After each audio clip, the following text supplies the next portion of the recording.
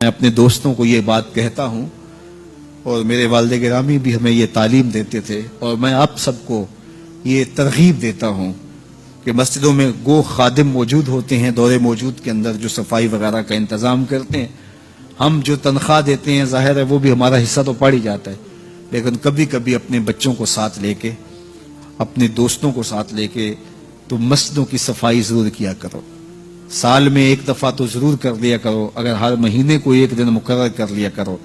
کہ آج کیا کرنا ہے، ہم نے کسی قریبی مسجد کی صفائی کرنی ہے. مسجد کی صفائی کرنے والے کا دل صاف ہوتا ہے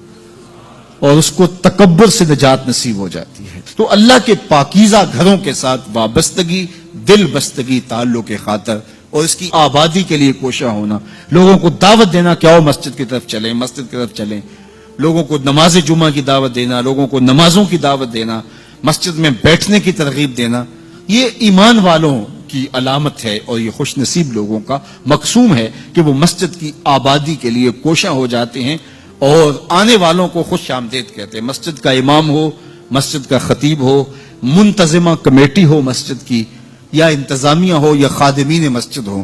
ان کو یہ چاہیے کہ آنے والوں کو ویلکم کریں، آنے والوں کو تکریم دیں، عزت سے بٹھائیں، ان کی سہولیات ممکنہ حد تک اس کے لیے کوشش کریں تاکہ جو ہے وہ آنے والے آسودہ ہوں. بعض لوگ کہتے ہیں